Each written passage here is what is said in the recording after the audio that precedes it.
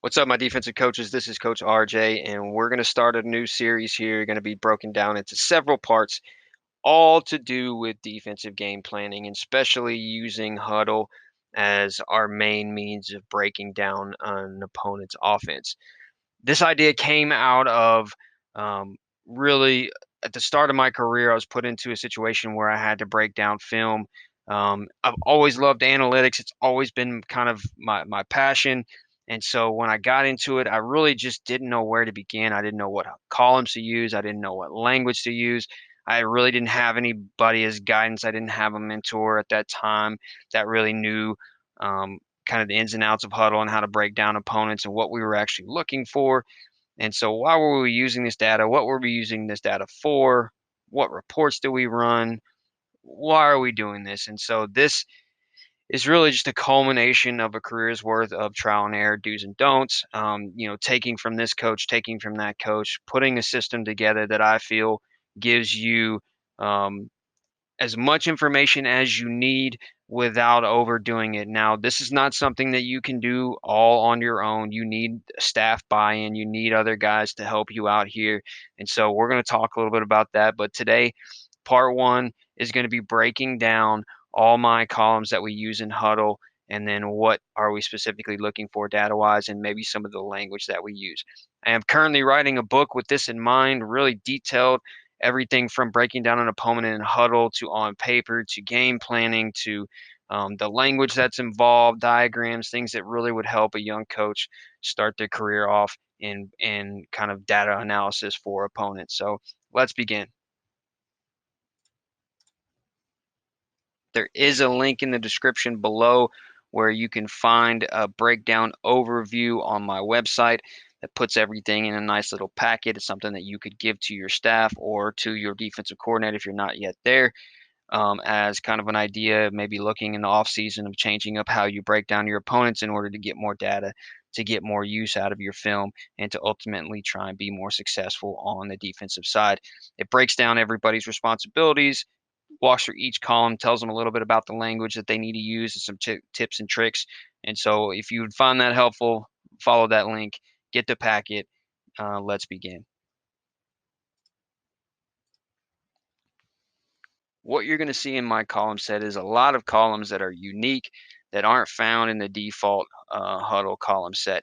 The way that you can do that is you can come over to this column set, you can click on this tab right here, and as you can see, I have a bunch of column sets where I've broken down each one of my defensive coaches that has just the columns that they are responsible for breaking down. It makes it very easy. If you wanted to add a column to one of their sets, you could pick it right here. This is what is not being displayed. This is what's being displayed. You can select one, move it over. You can change where everything goes. If you wanted to add a custom column, you could do that. Clicking that would take you to another page where you could input what the column name is, what language is being offered in that column, and you can also add a totally new set. So I wanted to add, let's say, a new set for this next coming year. I could create a new set, label it whatever I want, and made sure I could put whatever columns I wanted in there. So that's one of the big things that you probably need to look at as we go through this list of columns is how can you set this up on your Hudl.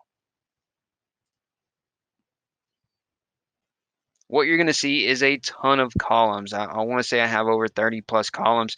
But before you start freaking out and saying that's too much, we can't put in all that data, you can if you break it up. And then you also need to know that as we look through this column set right here, not every column gets used every single play. But to me, they all have purpose. I used to have even more, but I whittled them down through kind of trial and error and seeing what we really didn't use at the end of the day. And it's kind of like practice, drills. If it's something that you do in practice that you're not seeing show up on film, why are we doing those drills? Same thing here. If we're using data, we're inputting data in certain columns, but we're not seeing that show up when we talk about our game planning, then why are we tracking that data? So there is a purpose to all of this, but you are going to see a ton of columns, but you are also going to see some generic ones like here at the beginning. Everybody's going to have the down, the distance, the yard line, the hash, the play type, the result, all those generic ones that you're going to see until we start getting to in more of the particulars that make my data set unique. Before we look at things more in depth, the first thing you need to think about is everybody needs to be on the same page. There needs to be continuity amongst all of your data columns. And the way you do that is to always use offense perspective. A lot of people like going from the defense side. I'm not a fan of that. Plus, when you start talking later on about using huddle play scripts and things like that, you want everything to be from the offensive perspective. It just works out better that way. So whether we're talking about the formation strength, we're talking about the play direction, the hash, everything needs to be from that offensive perspective. The first column we're going to look at and should be something relatively easy to do, but most people don't think about some of these nuances, and that is the hash. So here you can see this first play. This is a middle hash. Obviously, it's right there in the middle of the field, but what makes something a hash play? Well, it's not necessarily just the ball on the hash. What we use is we use the tackles as our indicators. So when a tackle is on touching the hash, meaning their foot is on the hash or they are outside of the hash, that makes that a hash play. So here the left tackle is outside of the hash, therefore it's a left hash play. And you can see here the left tackle is actually touching on the hash, therefore this is also a left hash play. Something very simple, but a lot of people really overlook it. The first column that you're going to see that's a little bit different than what you have is this series column. All right, so this is right after just the generic play stuff. And that is a lot of times when you're watching film, you don't have any reference as far as where does that play fall into a game other than the play number. So what I like to do is I like to set everything off by series. So each time a possession occurs, then that is a new series. And that helps you as you start to break down data. You start to can kind of see some things where they fall into series. Most teams are going to get between, depending on how the tempo or what the way the game kind of flows, anywhere between 15 to 10 series a game. So that kind of sets it up in a time frame. Some filmers are better about getting shots of the scoreboard, which I think is really, really helpful because when we start talking about the situation column next, that can be extremely, extremely helpful. And talk to your film guy about making sure they get more shots in between series, after turnovers, just anytime they can get a shot of the scoreboard, that helps as well. But a series will help you kind of put that play into more of the framework of the game. The next column after series is going to be the situation column. I like to use this to kind of indicate some of the different things that are happening in the game. For instance, here you can see that I use P, and P refers to the first play of a new series. So anytime you want to look at what do they do when they come out first play of any new series, you want to put all those plays together. You go to your situation column and you search for P. All right, so E is any type of earn down. Anytime you see a plus or a minus, that indicates that that team is either up 28 points or down 28 points or more. And to me, that can allow you to pull out some of the data that is not as useful. And the thing that you start to learn as you really get into data analysis is that sometimes it's just as important what you leave out as what you put in. And so you want to take away some of those times where when a team's up or down by 28 points, an OC is going to call things that they might not typically do when things, there's a little bit more higher stakes. And so you want to be able to pull that out from all your other data. There's some other ones that we use in there. You can do 2 minute anytime, it's inside of 2 minutes, that can help you pull out data where, play calls are being called because of the time constraints. I also like to use SU, which stands for setup. So anytime a team is in four down territory and it's a third down and they run that play, knowing that they're going to then run um, a fourth down play, I think it's important to highlight that as a setup play. And that way, when you start pulling your third down data, you can take out any third down where they know they're going to have an additional down. And that really looks at kind of helps you separate the third downs that really matter as kind of the ending play to that series before kick. Otherwise, you can kind of get skewed if you see, well, why did they run on 3rd and 5 here, but not 3rd and 5 there? Well, that's because they knew they had two additional downs. So that's just something that you want to do. And the situation column can come in handy a lot, especially if you want to talk about we want to take out the 2 minute, or if you want to isolate the 2 minute, look at the 2 minute. What do they call amongst that? So the situation column is something that can be really, really useful. The next column we're going to talk about is field zone, and this is where the play occurs on the field. I break the field down into 7 different areas. The first one we'll start with is backed up, and you can see in this game they never actually started a drive in this territory, but anything BU, I like to use abbreviations. It helps save time. Anything from outside of the goal line to the -19 is the backed up. This is where offenses are very conservative. They're just trying to get yards. They're just trying to get out as best they can and have a chance at flipping the field.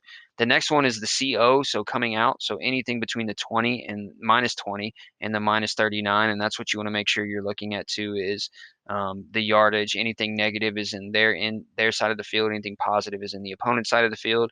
The coming out zone is where most drives start in a game when you talk about kickoffs and things like that. So anything in this area we would label CO. The next one is the alumni, and that would be between the -40 and the +40. We call this the alumni, and I got this from Coach Vass, who is great at breaking down opponents. He has a lot of knowledge of game planning and things like that. Check him out if you have the time. But anything between the 40s is what I call the alumni zone, and that's where when you have those alumni and the booster club people where they want to sit in the middle of the field. So that's that zone right there. So this is where teams will typically take shots. You start to get closer and closer to that 4 down territory, and then you get to what we would call the yellow zone. So the yellow zone would be anything um, inside of that 40. So it'd be the 39 to the 21. So that's the yellow zone. That's when you're definitely in 4 down territory. You're not quite close to the red zone yet, but you are getting closer and you can take more chances there. And like I said, you tend to see a 4 down territory happening. Then we get into the red zone. I break down the red zone into 2 different parts. The high red zone is anywhere between the 20 to about the 12. That's where space is still enough where you might get some vertical passing concepts. But when you start to get inside that 12, space is limited. You start to see more horizontal concepts, more man beaters and things like that. And so you want to be able to pull those out. Goal line is anything that occurs on the 5 and in. So anything inside the 5 is really where the true goal line happens. And so that would be what we would call our field zones. There's 7 of them that would allow you to isolate each zone and look at some of the tendencies within those zones from the offensive coordinator. The next column we're going to look at is the personnel column. This is used 2 numbers, and we dictate how many running backs and how many tight ends are in the game. The first number is the amount of running backs. The second number is the amount of tight ends. And the way we distinguish between the two is any back that is within the core, meaning in between the tackles, off of the line of scrimmage, would be considered a running back. Anybody that is attached to the tackles, either on or off the line of scrimmage, would be considered a tight end. If you had a wing set, anybody attached additionally to the tight end, either on or off, would also be considered a tight end. So wing set would be 2 tight ends. So here you can see this is an 11 personnel set, 1 running back, 1 tight end. The personnel does not distinguish about any of the formation in the backfield. Like if you had, let's say, a 20 personnel set, the backs might be in an I, they might be split, they might be one up, one back, split, stacked, flipped, whatever you want to call it. This really just looks at what personnel is on the field. Here's a 10 personnel spread set, so 1 running back, no tight ends. What you have to be careful of is sometimes we know that one of the kids on the field is actually, let's say, a true tight end. I'll give you an example here. If we pull up a 0 personnel, meaning an empty set, I know that this kid is actually the running back. However, I don't want to label this 10 personnel because it's not the picture that we're getting. Now, you may want to set up an additional column called alternative personnel where you put in the actual, if everybody lined up in their true position. That could be helpful sometimes when you look at what are they doing based off their personnel. But this is what are you getting, the picture that you're getting when they snap the ball. Well, there's no running backs, there's no tight end, so it's a 0-0 personnel. However, I do know that this is still the running back, and that comes into play when we start labeling formations. But that is your personnel set. The next column is the pass formation, and this is really kind of the shell of the formation. And this refers to the eligible receivers that are in. the passing formation. So here you can see this is a tight end trips formation. So these are three eligible receivers plus one, so it's a 3-by-1 set. You'll also see some times where because of motion here, when the ball snapped, he's actually technically a running back. Therefore, there still is trips, but there's nobody on the backside. So really, that's a 3-by-0 personnel. So sometimes you need to take into account the motions, and as far as what's the picture you're getting when the ball snapped. Here we have a 2-by-2 set, so a Y off formation. He's still an eligible receiver, so that's a 2-by-2. If he was actually inside of the core or back as a running back, it would be a 2-by-1 set. But we use those to kind of help um, break up where the eligible receivers are. It also comes into play later on when we start talking about we breaking down passes by the read side and the backside. We can pull out no matter what the formation is, I can pull out every time there's trips, what routes do they run? Every time there's twins, what routes do they run? No matter what the formation. So that's where we use that pass formation in when we talk about breakdowns later on. Now we're going to get into the formational data columns, and the first one we talk about is the form tree. The way I want us to look at kind of data is kind of like a water hose. We want everything kind of starting out as all compact together, more generalized. And then as we start to go through our column set, we want things to splinter off and to get a little bit more unique.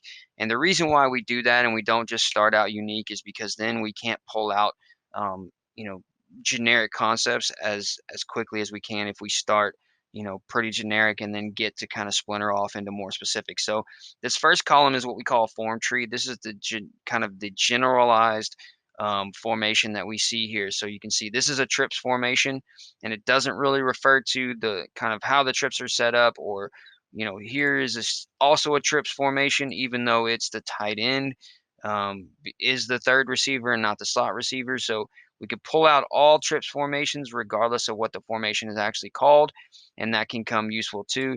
You could call tight end, so any tight end formation that is not tight end trips. We also have any doubles formation, so anything is 2-by-2. We can also, pull out any two tight end sets, three back, two back. There's a lot, H back, whatever you want to list them as, empty. Those are just the generic kind of category that the formation falls into. Now we're going to look at the offensive formation column, and that is where we really get into more specifically what the formation is called. Now, as a caveat to that, there is no right or wrong way to call a formation. If you have a specific language that you want to use, great. As long as your staff is all on the same page, that's really all that matters. And that's where having a breakdown, working in the off season to kind of communicate that with your other guys and knowing that everybody's on the same page when it comes to language. That really helps the staff out when you're trying to communicate things as far as game planning. So in the offense formation, we break it down a little bit more specific. It does take into account kind of the passing formation plus the backfield set. So here you can see this is tight end trips pistol. So I'm looking at tight end trips plus the pistol. We add it all together. If the running back was say down here, I would call it tight end trips strong, right? Because the running back is in the gun formation. You could go gun strong if you wanted to, but I would just say tight end trip strong. If the running back was flat here, it'd just be tight end trips because it's weak. I don't want to have to say weak every time. I just keep it as it is. Some guys like to use open, referring to the single receiver. I don't. It just is one more thing to type in. Plus, there's always five guys you have to account for, and I know that there's a fifth guy if I count for tight end trips. Pistol, I know that there's a single receiver. Otherwise, something would be labeled differently here. And that's how you would use the offensive formation. To give you another idea, here's another formation. I call this Yo Twins Strong. So you have the Y off. So Yo Twins Strong because the running back is to the side of the Y off. So you want to use that common language, keep things concise, keep things congruent with how you call every formation, and that allows you to pull out more specific formations other than just your generic formation tree. The next one we're going to look at is form variation. This is where we can get even more specific than offensive formation without having to come up with a bunch of different formation names. So here we can see this is a standard trips formation, meaning the back is to the weak side. It is open because I know it's just trips. However, there is a variation because typically most trips set have the one receiver on, the two and the three are off. But here you can see that they have the second receiver on. So instead of calling this a trips, you know, Twix or some type of call that I've heard most guys call this. I just have a separate column where I kind of label any type of form variation within there. I can still pull that out. So I want to pull out all the trips, and then I may look at, okay, let's look at the form variations. What do they do differently out of that? It could be just be a base thing of how they do it. It could also just be based on what kind of the routes that each one of them run. Sometimes you typically will have the receiver on running the deepest route. That may be the case, it may not, but that would allow you to pull out those things in the form variation column. The next unique column that I look at as far as tracking is formation into the boundary, otherwise known as fib. So every formation has different strengths. They have, a passing strength, they have a run strength, and sometimes they're both on the same side, sometimes they're different. So anytime I want to know where formations are being put into the boundary. So here you can see that here is a ace tight, right, formation where I put B, meaning both the run and the passing strength is into the boundary. Why the run and the passing strength? Well, the running back is into the boundary. There's the run strength. Plus, the running back makes the trip side, so therefore both the passing and the running strength are into the boundary. Here you can see the same thing. You've got a um, Yo trip strong. So not only is the running strength into the boundary, the Y off and the running back, but also the twins, which is now the trip side due to the yo. So both the run and the passing strength are into the boundary. You can also have just the passing strength, like here we have a trips pistol set, and you can see that the trips are into the boundary. Therefore, it's just the P part, the passing part is into the boundary. You can also have just the running part. So here you have yo twins strong and only the running strength of the formation is into the boundary. That can be useful when you start talking about why are they putting the trips in the boundary? Why are they putting the run strength in the boundary, the tight end in the boundary, or the stack backs into the boundary? So there's just a lot of ways that you want to be able to pull those things out and look at how they're using formations and spacing. You can do that using the fib column. The next cut two columns are motion and shifts, and they kind of go together. And so, looking at the motion column, this tells me, prior to the snap, what movement is going on. What the distinguishing thing between the two is motion, that the motion is continuing during the snap. The shift means that the motion occurred, stopped prior to the snap. And so, that's how you can distinguish between the two.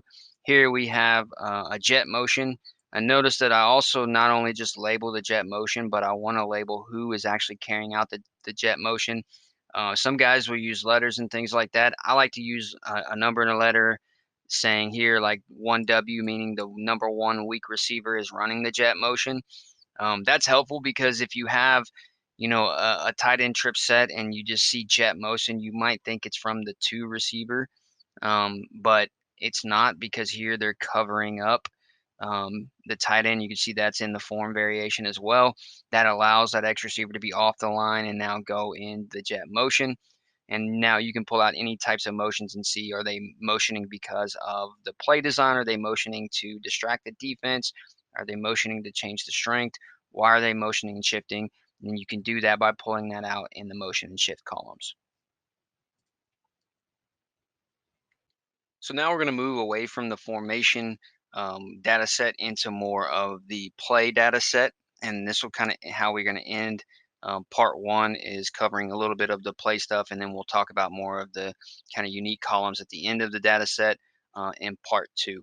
So the first thing we do, just like as we do with the formation, we want to start with a kind of a generic overview of the play and then break into more specific columns as we go. So the play tree is just a generic form of this play. So we use kind of, again, language is based on what you want to do. We use 60 as kind of a quick game um, reference. So any quick game is going to be what we would label 60. There You can see, and sometimes you just have to kind of go with what you're seeing. So that's a 6. It's also an RPO. We'll label that further on in the data set, but we know that that's quick game because it's one step, get it out, or it's just a pop the shoulders, get it out. We would label that 60. 600 for us is any type of drop back pass, so anything 3 steps, 5 steps, 7 steps, whatever the steps takes a little bit longer to develop. We would label those 600. 700 for us is anything boot wise. Here, they don't successfully run the boot, but that's what the play was designed to be. And sometimes, as you get more experience breaking down film, as you start to know opponents more, you'll start to understand that that's what that play is. We played this opponent the last 3 years, and I know that they ran a boot play out of this formation a few years ago against another opponent, and so that's probably the only way I would have figured out, hey, this is boot instead of it's just a random scramble where they're running flood on the backside. But that's how sometimes your kind of experience kind of lends itself to helping you use, put stuff in the datum column. 800 is any play action stuff, which could also be an RPO. Then you get into more of the run stuff. So any gap scheme, power counter, we would label it as gap. Any type of option stuff, speed option, triple option, any type of sweep stuff, all zones, inside zone, outside zone, veer, wide zone, um, anything where we're seeing kind of a consistent movement across the line, we would label as zone. You could also get any type of ISO. There's a lot of different ways that you could, put every play into a specific play tree, a generic description. All right, the next 4 columns kind of all tie in together, and this is the last part we're going to do in part one, and then part two will come hopefully sometime next week. But that is kind of breaking down the play into more specifics. We start again very broad, and we work to splinter off into more specific. So the play tree kind of tells us generically what is this play. It's a zone play. The offensive play is going to tell us what the actual concept is, and this is wide zone. Some people call this stretch. Again, the language does not matter. It only matters what you understand the concept to be and what your staff understands the concept to be. It's very easy to just use this, and this is the generic setup. The read side, backside, and tag are not when you kind of open up Hudl if you haven't made your own playlist. And the problem comes into when you get into passing plays. And I'll give you an example right here. So you can see read side is the strong side of the formation as far as passing strength. Backside is the weak side. Tag is anything that is kind of tagged in amongst those concepts. So here you can see the offensive play is slant. Okay, well they throw the backside slant. If I didn't have these 3 columns, I wouldn't be able to pull out what's going on the trip side. I would lose that trips concept because I'm only tracking the concept that they basically threw to. And so I want to know what's going on the trip side because later on I want to come back and no matter what the trips set is, whether it's tight end trips or regular trips or 2 on trips, I want to know anytime there are 3 eligible receivers, what concepts are they running, and does that differ even when it's tight end trips to regular kind of trips or bunch trips? I can't pull those things out unless I have the data there.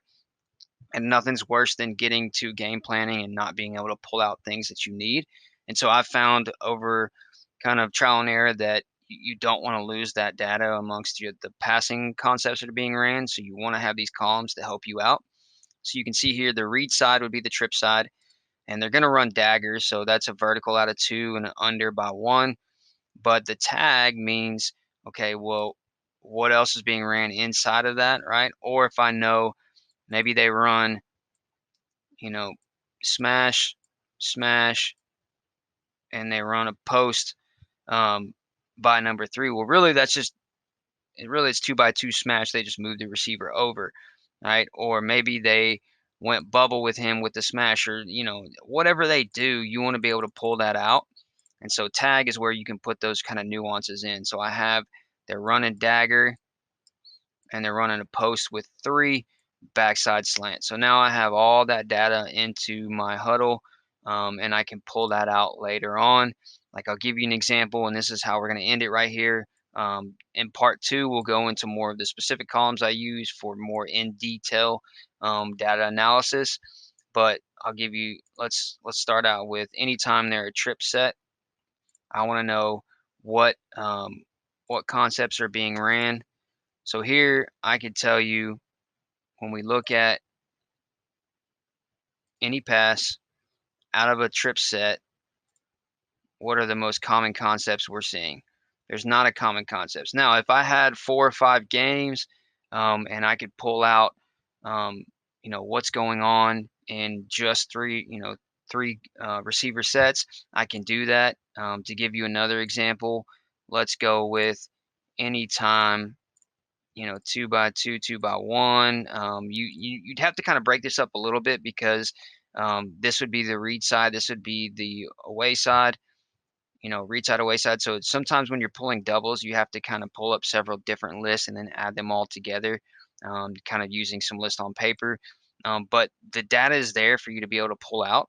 So that's just a generic breakdown of kind of the start of my columns. And again, part two will cover some more specifics, like we talk about the offensive strength and play direction, some of the passing zones, who they're targeting, what's the pass protection like, is there an RPO? What's the defense doing? Because those things also matter as well. Where are they taking deep shots? What are the explosive plays? What happens after an explosive play? All those things you need to know, and that comes in part two. But here we, as a kind of a overview, we talked about the generic data that we talked about here. Then we broke down kind of series situations and field zones, some of the personnel, the formation stuff, and then we dove into a little bit more of the play stuff and how we use these three columns along with the play column to pull in all the data that's being shown so that we can go back and pull that data out separately. Hope this stuff helps. If you have any questions, shoot me something in the comments. I'll try to get back to you as soon as you can. Um, Before we go, let me show you one more thing. In the video description, there is a link that takes you to my website. Here you'll see this is the home page. It brings up some of the recent posts. I've been working on this website kind of over the COVID-19 break. Haven't really spent a lot of time on it recently because of we're currently in season. But you can see some of my recent posts that I talked about, Ripley's match, identifying and attacking some of the pass protections that you'll see.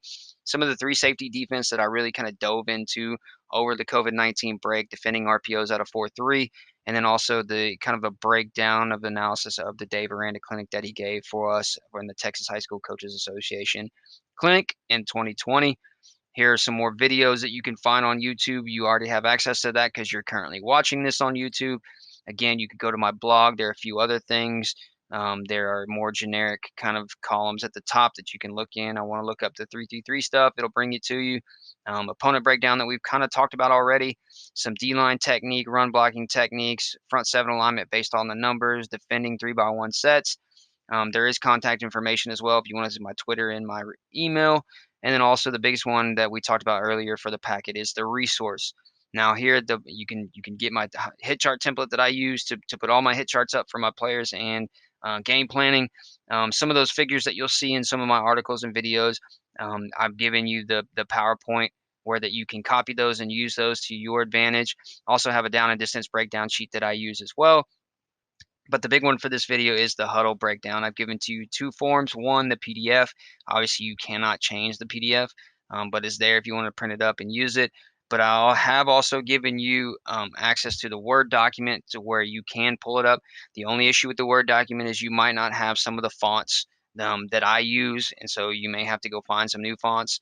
You will have those in the PDF, but obviously it's not editable like the Word document. So I hope this all helps. Obviously, this is about you getting better, breaking down film. I'll put out part number two as fast as I can until next time when we talk some more ball.